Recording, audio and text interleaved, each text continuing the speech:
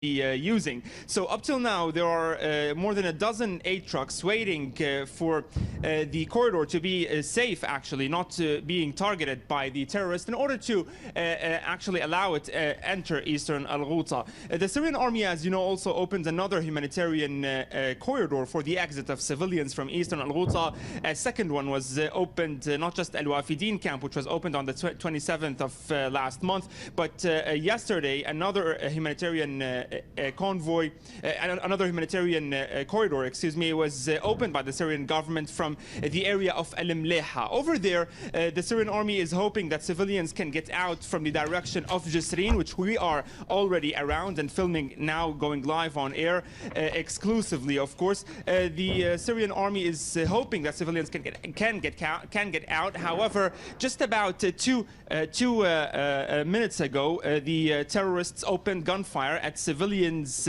vehicles who were trying to get out from Jisrin using that new corridor. You can see also in the picture how there are some strikes around us. Those are mortars fired by the terrorists on the positions of the Syrian army that we are accompanying. Also, in the depth of the picture, you can see how troops are advancing on the ground. The infantry, of course, all of the areas around us that we are filming in are over here. There are Syrian army troops positioned, and also the Syrian armored vehicles, tanks. They are spread all around this area because there's a ground offensive happening over here. And as I told you, the aim is to advance in these farms in order to secure them fully and reach and control the major towns that terrorists are occupying, like Jisrin, like Misraba. And the aim, of course, is to continue also cutting the supply lines of the terrorist groups in Eastern Ghouta, the supply lines that link the major towns that those terrorists control,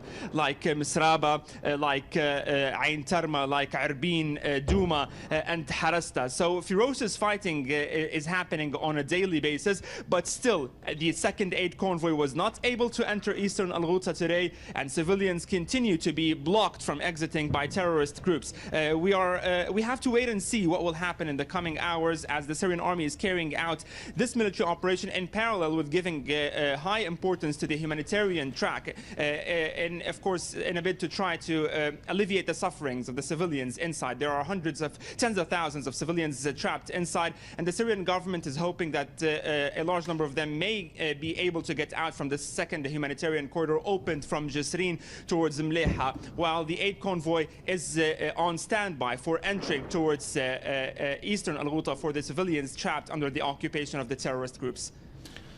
All right, thank you very much, Mohammed. Press TV's Muhammad Ali joining us from the area of Eastern Ghouta in the Damascus countryside.